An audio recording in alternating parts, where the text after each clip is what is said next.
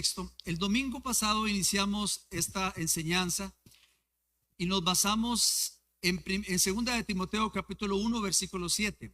Vamos a leerlo porque es el versículo base y una vez que lo leamos hacemos una breve introducción. La Biblia dice 2 de Timoteo capítulo 1 versículos 6 y 7 2 de Timoteo 1, 6 y 7, correcto. Por lo cual te aconsejo que avives el fuego del don de Dios que está en ti, por la imposición de mis manos, porque no nos ha dado Dios espíritu de cobardía, sino de poder, de amor y de dominio propio. Cuando Pablo a Timoteo le decía, te aconsejo que hagas avivar o mantengas la llama encendida, lo que le estaba diciendo, ya pasamos los niños, ¿verdad? Sí, lo que le estábamos diciendo el domingo pasado y Pablo a Timoteo era que mantuviera la llama del Espíritu encendida, es que lo que había recibido de parte de Dios tenía que mantenerlo y hacerlo crecer. Dios había dado a Timoteo una capacidad especial para servir en el ministerio y eso se llamaba un don, una capacidad que tenía que ser cuidada y administrada. Dios a usted y a mí nos ha dado la capacidad de obtener cosas por medio de su gracia, lo cual quiere decir que tenemos la responsabilidad de mantener y hacer crecer aquello que Dios nos ha dado. Avivar el fuego del don de Dios significa mantenernos en el proceso de santificación, es decir, consagrando nuestra vida día a día al Señor y hacer crecer aquello que Dios nos ha dado.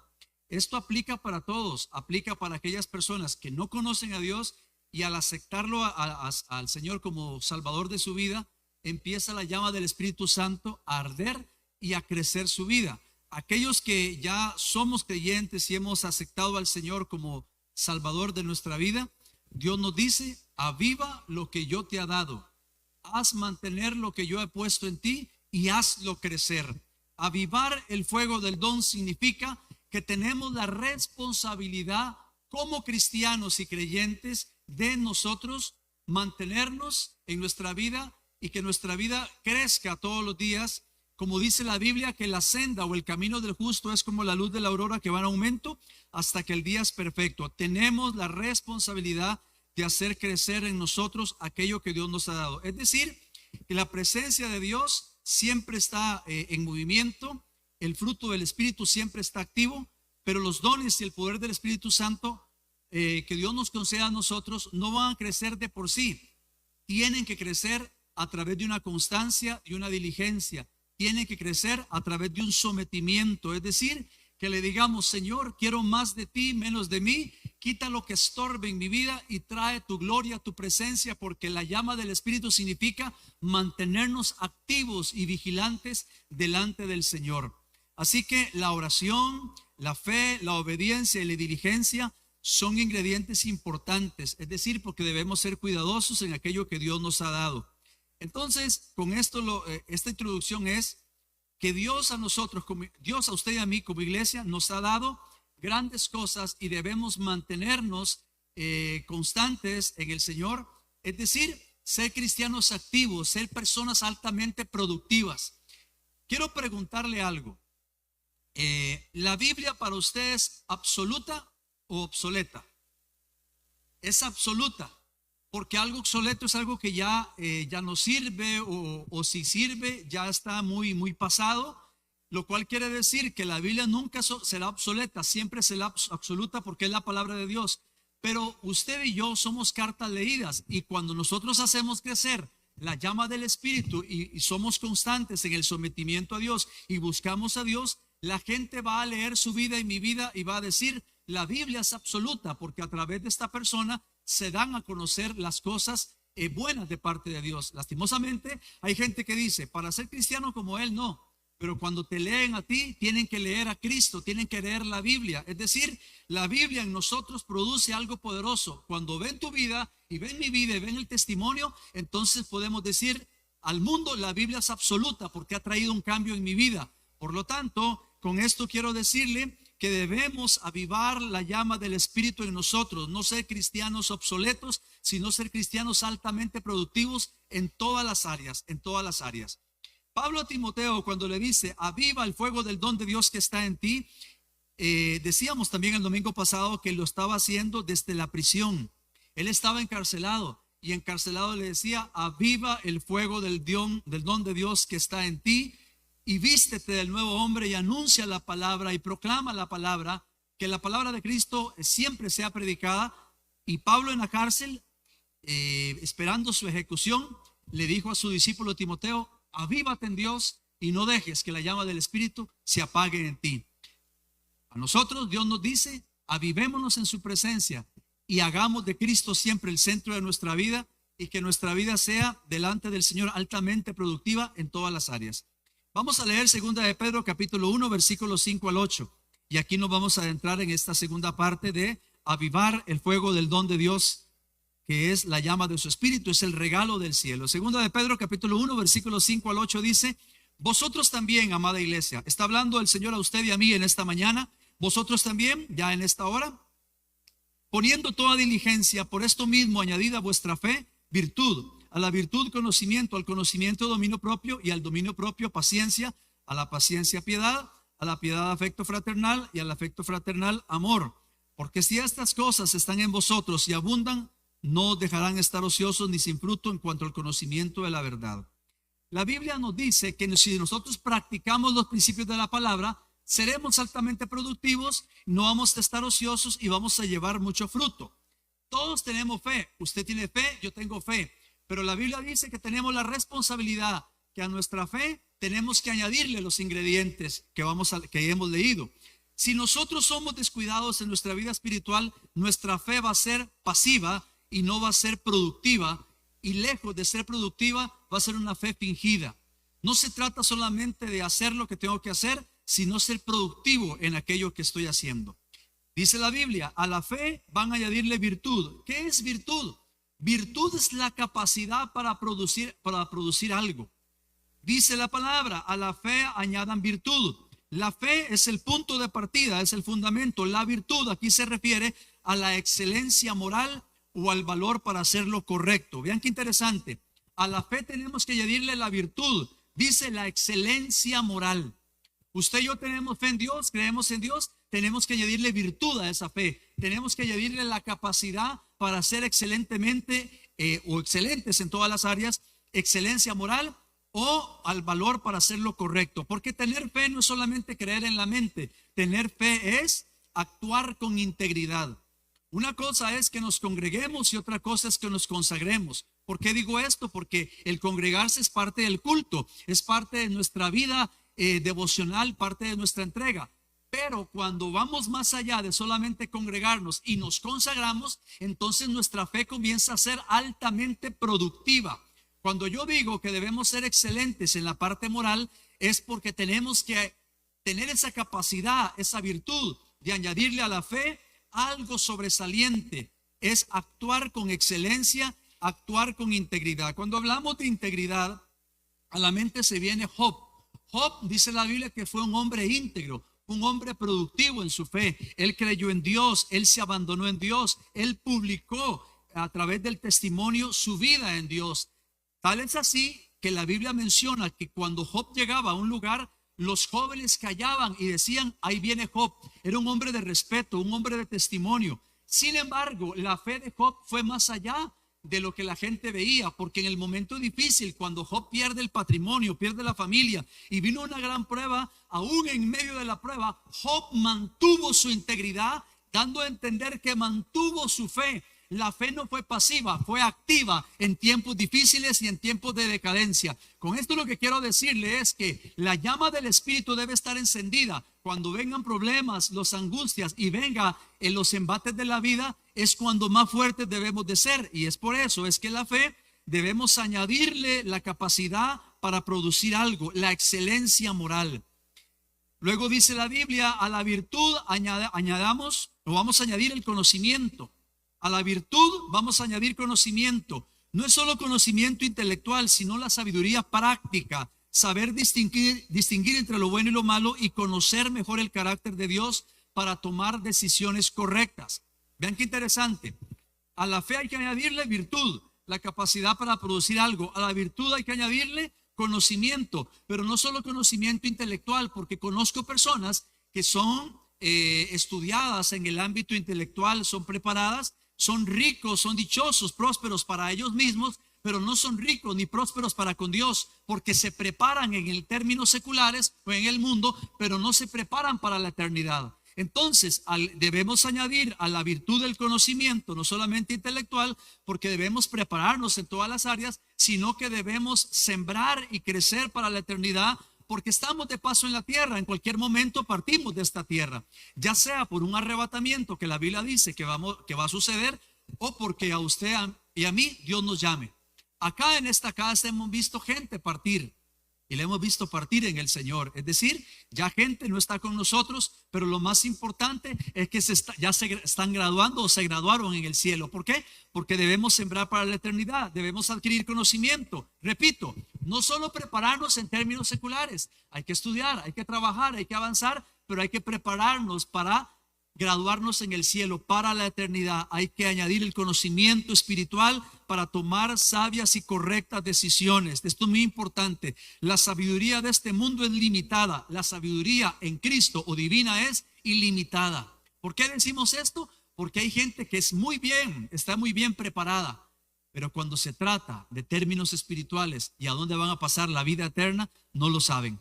Creen que todo termina con la muerte. Más bien, con la muerte inicia el principio de la vida eterna para aquellos que creemos en Dios. De aquí la importancia de que la fe, añadirle virtud, añadirle conocimiento, y dice la palabra que al conocimiento hay que añadirle dominio propio.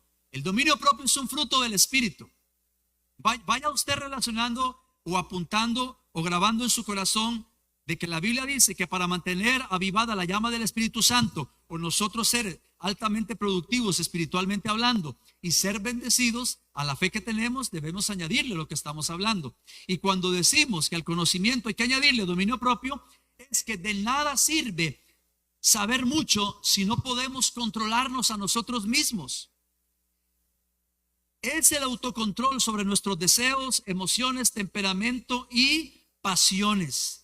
Debemos tener dominio propio para nosotros ser espiritualmente productivos. Repito, avivar el fuego del Espíritu Santo, donde Pablo a Timoteo le decía, aviva el fuego del don, es que tu vida espiritual no se seque, que tu vida espiritual sea productiva, que tu vida espiritual sea un ejemplo para muchos. Y le decía Pablo a Timoteo, ten dominio propio. Y Dios nos dice a usted y a mí, tengamos dominio propio. ¿Por qué? Porque las emociones a veces nos engañan y a veces las emociones también dominan nuestra alma. ¿Se ha dado cuenta usted que tomamos a veces malas decisiones? ¿Por qué? Porque nos dejamos llevar por la emoción, cuando realmente debemos pedirle, Señor, dame dominio propio para que mi carácter sea conforme a tu propósito y sea dominado por tu voluntad, y no que mis emociones, deseos, temperamentos y pasiones echen a perder todo lo que Dios tiene para mí. Al dominio propio debemos añadirle la paciencia. La paciencia se conoce como la perseverancia. El dominio propio es para el momento presente. La paciencia es la capacidad de mantener ese control a lo largo del tiempo, especialmente bajo la prueba o bajo el sufrimiento. Porque es en la prueba donde la fe es probada. Es en la prueba donde la fe crece. Porque la Biblia dice que sometida a prueba vuestra fe, mucho más preciosa que el oro, sea hallada en alabanza en el momento de la prueba. ¿No es cierto que cuando hay prueba, tribulación, angustia, es cuando tomamos la decisión de seguir a Cristo o de no seguirlo? Y es ahí donde la fe comienza a ser activa y comienza a crecer. A la fe que tengamos debemos añadirle dominio propio, y debemos añadirle también que, según la palabra, todo lo que hemos hablado, la virtud, el conocimiento, pero debemos tener dominio propio. Al dominio propio, la paciencia, hemos dicho también, y a la paciencia debemos añadirle piedad. La piedad significa vivir con una actitud de reverencia y devoción a Dios en el día a día. Que nuestras acciones reflejen que realmente nos importa lo que Dios piensa. A la piedad vamos a añadirle afecto fraternal. Y el afecto fraternal es el amor y la amabilidad hacia la comunidad, hacia los hermanos en la fe. Aprender a convivir, aprender a perdonar y apoyarnos unos a otros. Al afecto fraternal hay que añadirle amor. El amor es la cumbre de la escalera. En el griego original se usa la palabra ágape, que es el amor incondicional y sacrificado. No es un sentimiento, es la decisión de buscar el bien del otro, incluso de quienes a veces vamos a decirlo de esta manera, de aquellas personas que a veces no nos soportan. Aún a ellos hay que servirles a través del amor. Toda esta lista que hemos hablado y que Pedro menciona nos da la razón de esta lista, que si trabajamos en cultivar estas virtudes, van a pasar muchas cosas. Le menciono dos de ellas. No vamos a estar ociosos. Una persona ociosa es una persona inútil. ¿Por qué? Porque no es productivo. Nuestra vida espiritual tendrá dinamismo. No seremos los mismos cristianos de domingo, de una silla, de una banca. No, vamos a ser altamente productivos. De más que venir a una reunión, vamos a entender la voluntad de Dios en nuestra vida. Vamos a dar fruto. El conocimiento de Jesús no será una teoría estéril. Se va a notar en el carácter, en cómo tratamos a los demás, en el impacto que tengamos en el mundo. En pocas palabras vamos a decir que lo que acabamos de leer, este pasaje es la medicina, es el antídoto contra el estancamiento espiritual. Porque si hay estancamiento espiritual es porque no estamos añadiendo estos ingredientes a nuestra fe. Quiero decirle que si alguna vez nos hemos sentido que la fe se ha vuelto aburrida, rutinaria, Dios nos dice es hora de un rompimiento y que tu vida y mi vida le pongamos los ingredientes a la fe para que sea altamente productiva. Le dije hace un momento, ¿la Biblia es absoluta o obsoleta? La Biblia es absoluta, es la máxima autoridad. Creemos en la Biblia, pero cuando leemos la Biblia y aplicamos los principios de la palabra, entonces estamos avivando el fuego del don, estamos avivando la llama del Espíritu Santo, estamos siendo altamente productivos, porque ya no somos del montón, somos únicos, somos diferentes. Cuando la gente te ve a ti, tienes que anhelar venir a la iglesia. Cuando la gente te ve a ti, tienes que anhelar ser como Cristo. ¿Por qué? Porque está viendo algo diferente en ti. Está viendo que la Biblia se convirtió en tu manual de vida. No podemos ser cristianos pasivos del montón, sino productivos en todas las áreas. Repito, en todas las áreas, en el trabajo, en el estudio, en la comunidad, con la familia, en todo lugar, debemos ser altamente productivos. Y eso va a suceder a raíz del sometimiento. A mayor sometimiento, mayor productividad. A mayor presencia de Dios, mayor gloria. A mayor presencia de Dios, mayor sabiduría, inteligencia, gracia, diseño, propósito. Podemos ser altamente productivos. Y yo te digo en esta hora, ya basta de mediocridad espiritual. Ya basta de mediocridad espiritual. Es necesario someternos y mantenernos encendidos en el fuego del Espíritu Santo. En el primer culto hice una pregunta y se la voy a hacer a usted. Mire, el próximo jueves se está iniciando el mundial, ¿verdad? Y si no sabía, ya el jueves se inicia el mundial. Y hice la siguiente pregunta y voy a preguntarle a usted. Algunos le van a Argentina, ¿verdad que sí? Otros le van a Brasil. Otros le van a Portugal, qué sé yo. Pero la pregunta es esta. Cuando a estos jugadores los entrevistan y les preguntan acerca del mundial, yo nunca les he escuchado decir, por ejemplo, el micrófono se lo dan a Messi. Yo nunca lo he escuchado decir, yo no sé si vamos a ganar, yo creo que vamos a perder la Copa del Mundo. ¿Has escuchado a Messi decir eso? Luego van a entrevistar a un brasileño. ¿A quién? Neymar, ¿verdad? Solo ese dicen, ¿verdad? ¿Por qué no dicen otro? Bueno, Neymar. Y le dan el micrófono a Neymar y le dicen, ¿qué? ¿Van a ganar la Copa del Mundo? Y que Neymar diga, no sé, yo creo que vamos a perder, es muy difícil. ¿Han escuchado decir eso? ¿Qué pasa si usted escucha a un jugador de mundial decir eso? ¿En qué piensa? Dígame, ¿en qué piensa? ¿Perdedor? ¿Mediocre? No, cuando los entrevistan dice, vamos a ganar la Copa, vamos a esforzarnos. ¿Pero por qué lo dicen? Porque ellos están con el objetivo de llegar a la meta de esa copa, pero lo dicen porque ellos nunca van a poner en mal a su país. Ellos están con una actitud diferente y por ende la actitud que tienen la reflejan en el juego e inyectan a la gente. Qué bonito, qué bonito, qué bonito juegan. Ellos inyectan al mundo, ¿por qué? A través del fútbol, y eso se llama disciplina y constancia. ¿Y por qué los otros países a veces no tienen esa disciplina o no van a un mundial? Porque les ha faltado disciplina. Y aunque no nos guste a nosotros y nos duela no ir al mundial Costa Rica, nos falta disciplina. ¿Sí o sí? Dígalo, sí, nos hace falta disciplina. Porque las cosas no llegan por llegar, llegan a causa de la disciplina, la constancia y la perseverancia. Yo no sigo equipos perdedores, yo sigo equipos que van más allá, dan la milla extra. Ahora, ¿por qué? Ahora usted dice, pastor, ¿y por qué me habla del mundial? Bueno, te hablo del mundial para que te des cuenta que la actitud de estas personas es una actitud de valentía, de constancia y trabajo. Pero el trabajo que hacen detrás de cámaras o en los entrenamientos, mejor dicho, es constante, es sonante y lo demuestran en la cancha. Ahora, si lo llevamos al plano espiritual, es triste ver a cristianos y decir, ese cristiano, no, hombre, no se le nota. No se le nota en la forma como habla, en la forma como actúa. Casi nunca viene a la iglesia. Y las actitudes, el testimonio dice mucho acerca de la disciplina espiritual que estamos teniendo.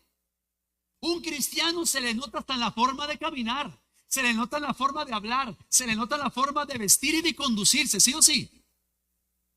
En una ocasión le dice una mujer al esposo, dice, oye, el Dios que tú predicas está muerto, ¿verdad? ¿Cómo se te ocurre, mujer? El Dios que yo predico está vivo. ¿Y por qué lo dices? Es que se te nota en la forma de caminar, dice. Porque caminas cabizbajo, caminas así. Entonces uno hasta en la forma de conducirse. Y le preguntaron a otro señor una vez, señor, ¿verdad que usted estuvo en el ejército? ¿Cómo lo supo? Es que se le nota en la forma de caminar. ¿Verdad que sí? La forma de conducirlo. Espiritualmente hablando, a un cristiano se le ve a los 1000 metros que sigue a Cristo. Cuando a mí me dicen, ¿usted es cristiano? Sí, gracias a Dios. Yo no digo, yo digo con orgullo, soy cristiano. Ustedes han visto a un abogado o un médico decir, yo soy médico. Sí, yo soy médico, ¿en qué puedo servirle? Siempre van con orgullo. ¿Dónde trabaja usted? ¿De dónde es usted? Y con orgullo. A mí me preguntan, ¿cuál es su profesión de fe? Soy cristiano.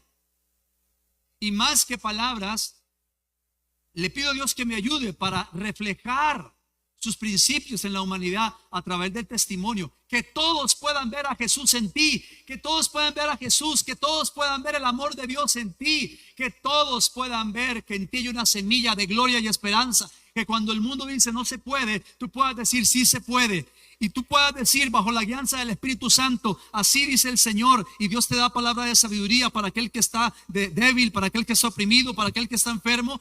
Es decir, el resumen de esto es que Dios nos llama y nos dice, aviva el fuego del don de Dios que está en ti. Ya basta de mediocridad, ya basta de ser cristianos del montón. Debemos marcar la diferencia, ser hombres y mujeres que buscan a Dios, que amen su presencia, que marquen la diferencia. ¿Por qué le digo esto? Porque en la familia es donde todo comienza, y ahí comienza la semilla de Dios, la semilla del amor que va a producir grandes cosas. Queremos un país diferente, seamos diferentes. Queremos una comunidad diferente, seamos diferentes. ¿Dónde comienza la cultura? En nosotros. ¿Dónde comienza todo? En casa.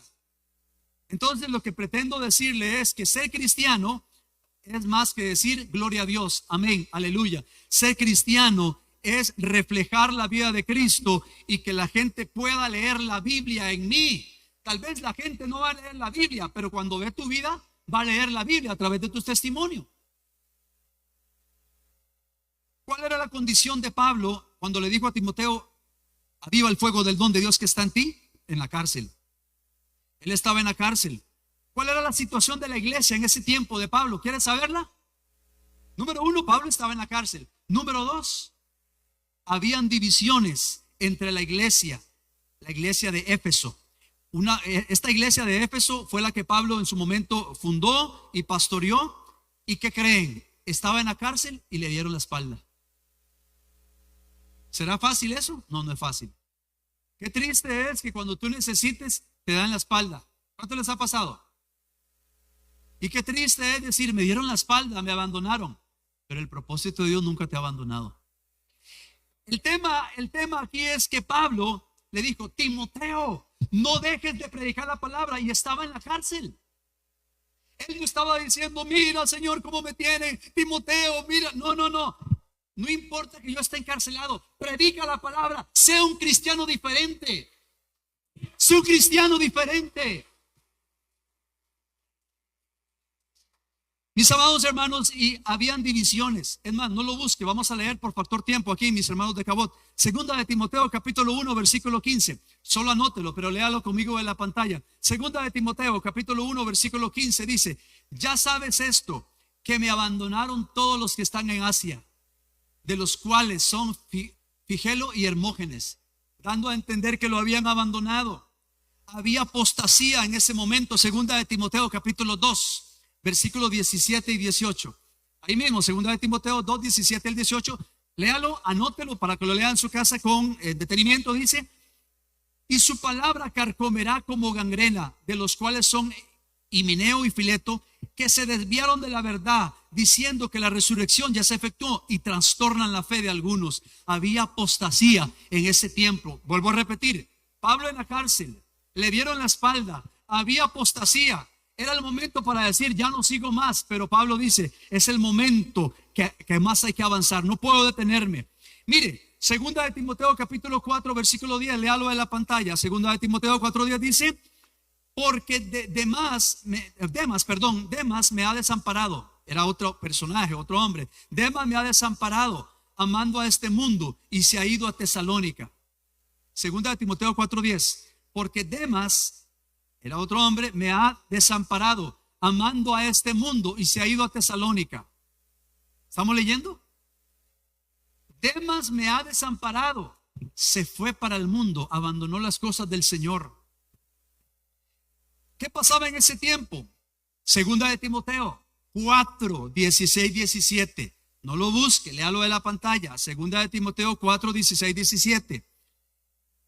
Había poco apoyo de los miembros de la iglesia a sus ministros. Vean qué pasó. En mi primera defensa, ninguno estuvo a mi lado.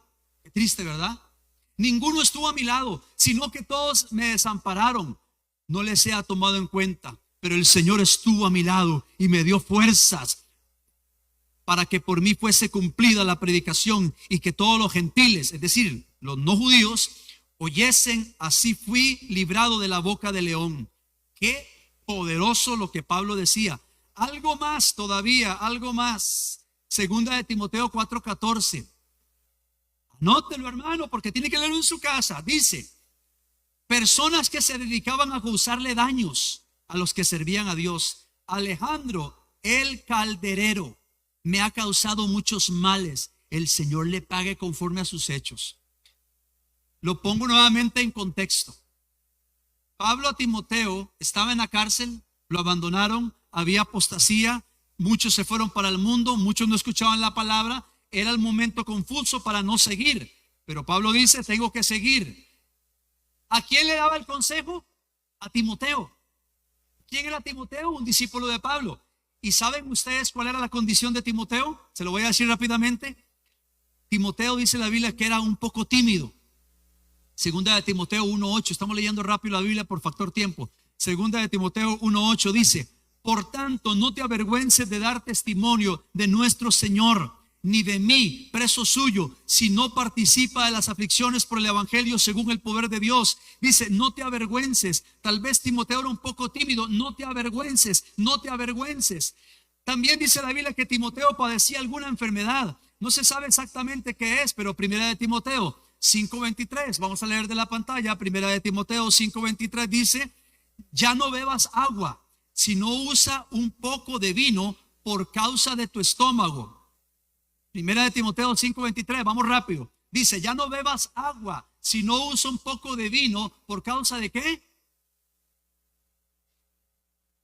Y de tus frecuentes. Nos damos cuenta que él padecía de algo. Bueno, otra cosa más. Timoteo no había alcanzado la edad necesaria para ser reconocido como un líder. Algunas veces se desprecia a un joven. Es que es muy jovencito. Es que es muy jovencito. Es que muy lo otro. Pues ese jovencito, si Dios lo ha llamado, tiene la autoridad de Dios. Primera de Timoteo 4:12. Cuando lo tengamos, usted lo lee conmigo. Primera de Timoteo 4:12, ¿qué dice?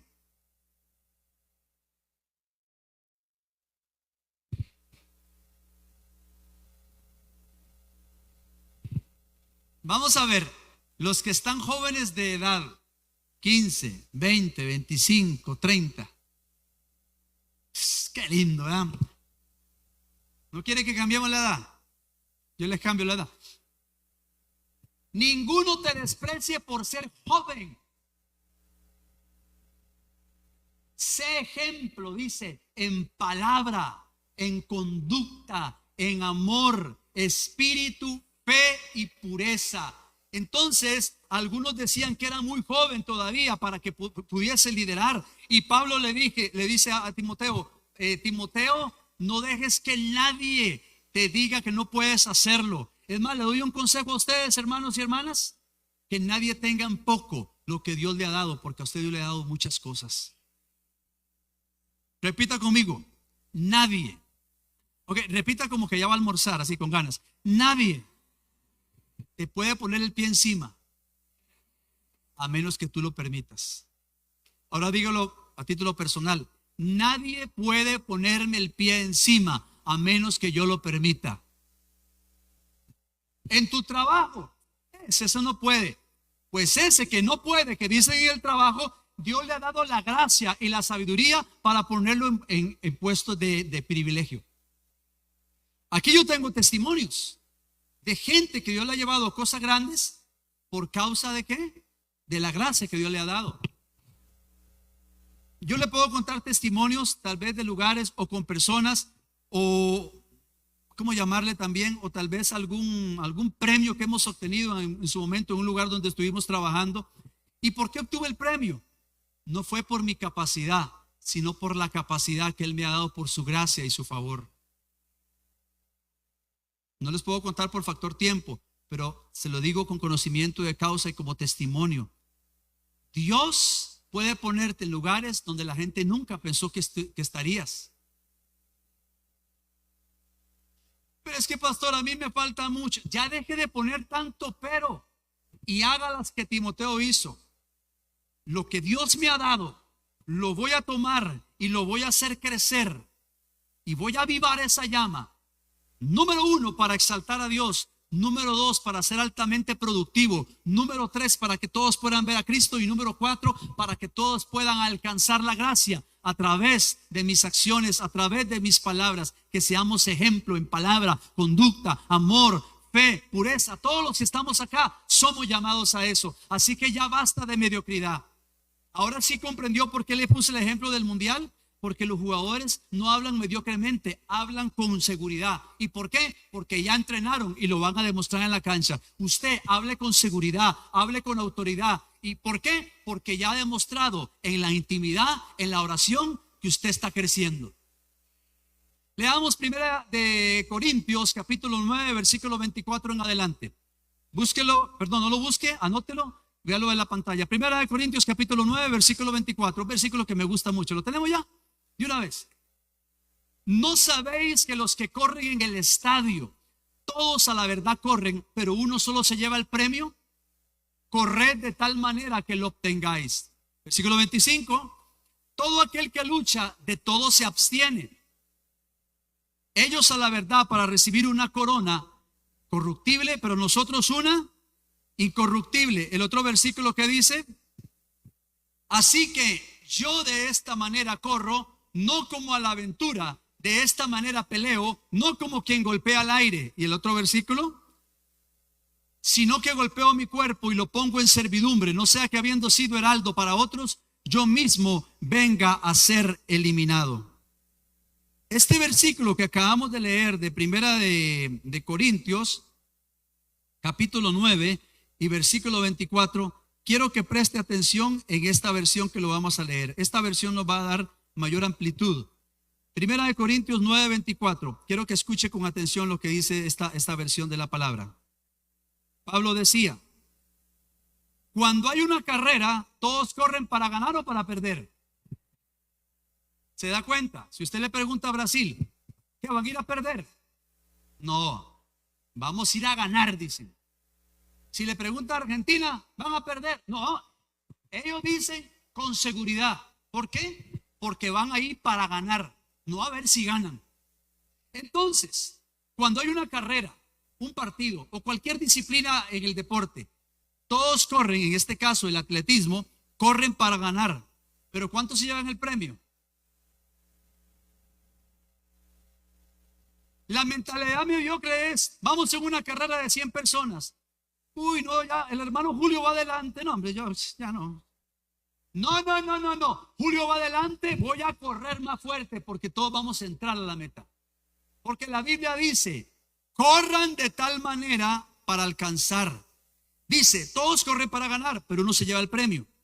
Todos los deportistas que compiten en la carrera tienen que entrenar con disciplina. Dice que se abstienen de cosas. Hay veces la gente quiere tener un cuerpo así musculoso como el mío, ¿verdad? ¿Por qué se ríe, no? Hay veces la gente quiere tener un cuerpo así de fisiculturista y lo quieren tener en 2 meses.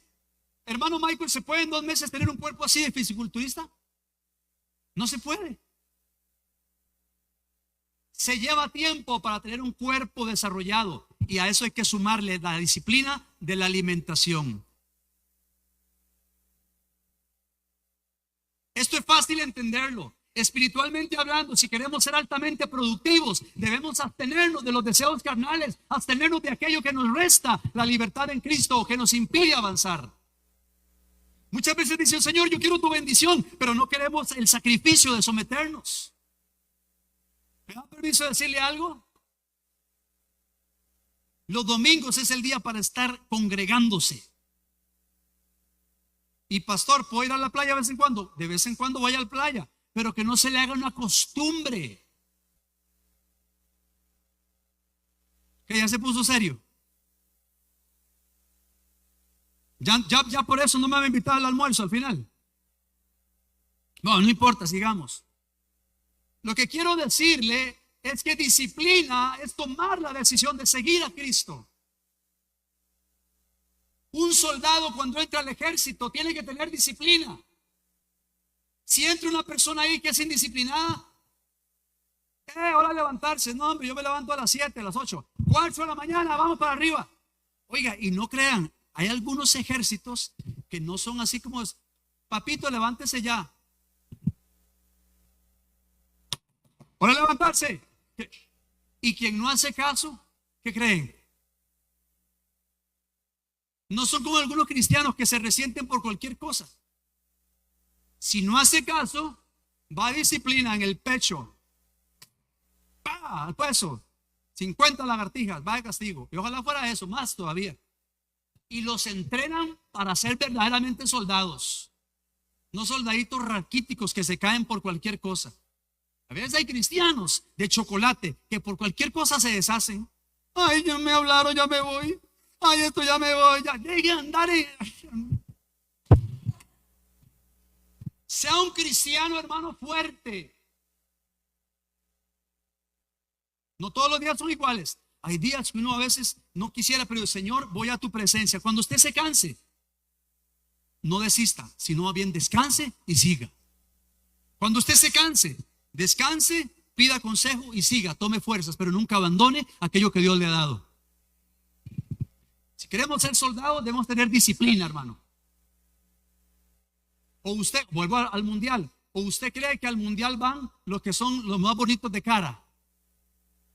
Al mundial van los que son disciplinados. No, que vamos a poner aquel, porque aquel, ¿cómo se llama esto? Es la cara del equipo.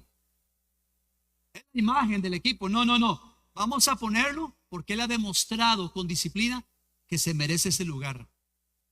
Y hay veces queremos saltarnos el proceso y Dios dice, devuélvase hasta que su carácter sea formado. ¿Sí o sí? Bueno, vamos a ir concluyendo ya, porque ya me pasé 10 minutos, ¿verdad? Y ya muchos me están viendo con cara de taco, con cara de hamburguesa, con cara de arroz con pollo y un montón de cosas. Y algunos dicen, ya veo tacos al pastor, dice, ¿verdad? Bueno, pero vamos a concluir acá. ¿En qué? El consejo de Pablo es, venga lo que venga, pase lo que pase, aviva el fuego del don de Dios que está en ti. ¿Y cómo lo mantenemos? Lectura de la palabra, oración y llenura del Espíritu Santo. Suena sencillo, en la práctica es un desafío. Porque cuando leo la Biblia, estoy dando luz a mi vida. Y cuando no leo la Biblia, estoy a ciegas, no veo nada, no sé para dónde voy. Cuando leo la Biblia me da luz. Cuando oro, me conecto con Dios y obtengo la dirección correcta. Y cuando busco la llenura del Espíritu Santo, mi copa empieza a rebosar. Por eso no podemos ser mediocres, sino hombres y mujeres al 100% altamente productivos, no corriendo como a la aventura. Es más, ni terminé el versículo, pero Pablo termino acá, mire, por eso yo no corro sin una meta, ni peleo como los boxeadores que solo dan golpes al aire. No, vamos a golpear con certeza. Vamos a golpear con certeza. No, los boxeadores no dan golpes al aire, dan golpes con certeza. Entonces, vamos a correr la carrera en Cristo, no a lo que caiga, no a lo que piense, sino con seguridad, con propósito. Corramos la carrera que tenemos para alcanzar la corona de vida. Todos los que estamos acá somos altamente productivos. ¿Sí lo sabía?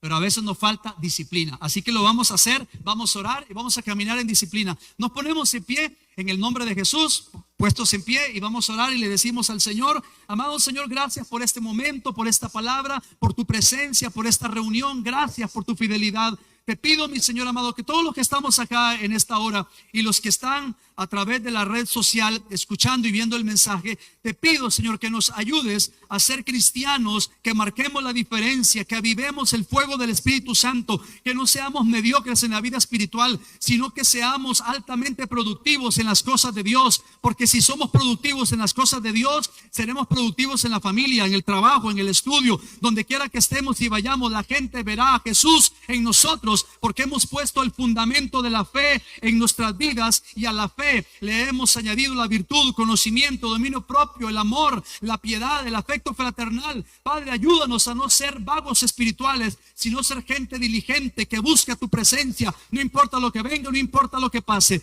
Yo te pido por mis hermanos y hermanas que les bendigas, que les guardes, que les fortalezcas, y te pido, Señor, que esta semana seamos desafiados a buscar más tu presencia, más tu palabra, para ser cristianos con la llama del Espíritu encendida, y que cuando tú regreses nos encuentres haciendo tu voluntad y encendidos en el fuego del Espíritu Santo. Amada iglesia, te bendigo en el nombre de Jesús y decimos amén y amén. Démosle gracias al Señor.